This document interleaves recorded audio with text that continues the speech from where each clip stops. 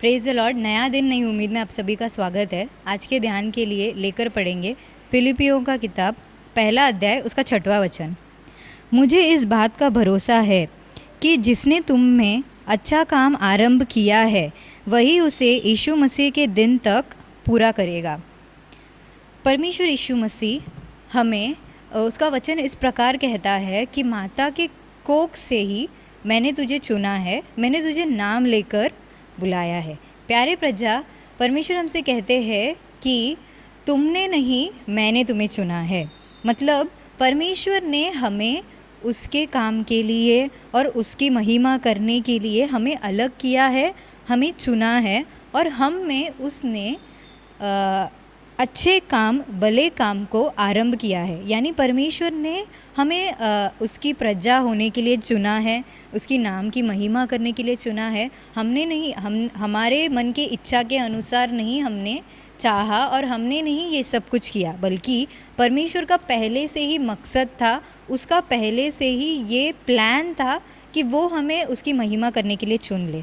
जिस प्रकार से हम उदाहरण के लिए ले सकते हैं कि परमेश्वर ने सबसे पहले इज़राइल का राजा साउल को नियुक्त किया था। यानी परमेश्वर ने साउल को चुना था। उसके बाद ये ऐसा इस प्रकार का पहले का मतलब परंपरा था कि राजा के बाद उसका बेटा, उसका पहलौटा बेटा पहले राजा बनेगा, फिर उसका बेटा राजा बनेगा। इस प्रकार से राजा का बेटा ही अगला राजा बनेगा, ऐसा था। लेकिन परमेश्वर ने साउल को टुकरा कर दूसरे एक अलग राजा को चुना, दाऊद राजा को। जिस प्रकार से परमेश्वर ने पहले से ही नियुक्त किया कि ये मेरा काम करेगा, ये मेरे लोगों पर राज्य करेगा, उसी तरह से प्यारे प्रजा, परमेश्वर यीशु मसीह ने हमें चुना है उसके राज्य के काम करने के लिए, उसके नाम की महिमा करने के लिए और उसके लिए काम करने के लिए, उसके विश्वासी बन के रहने के लिए, ताकि हम इसके साथ साथ उसका वचन ये भी कहता है कि हमें उसने चुन लिया